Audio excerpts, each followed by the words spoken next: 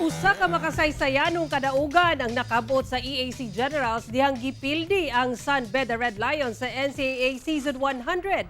Samtang white tatsa ang Binil Blazers human gipildi ang Perpetual Altas.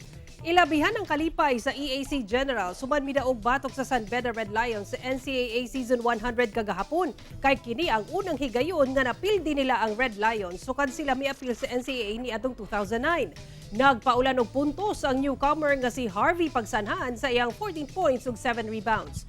Busa gikan pagsugod hangtod third quarter, way undang ang General sa pagpuntos hangtod makadaog sa score nga 68-55. Samtang wapay tatsa ang Binil Blazers human gipildi ang Perpetual Alta sa dula kaganina.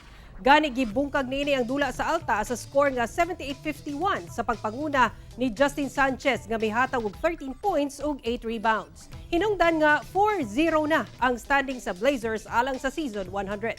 Paraing tutukan ang mga dula sa NCAA Season 100 kung asa sa Biyernes, September 20. Magsangka ang Arellano Chiefs versus LPU Pirates sa alas 12 sa udto ug Letra Knights versus Mapua Cardinals sa 2:30 sa hapon ug makita sa Heart of Asia.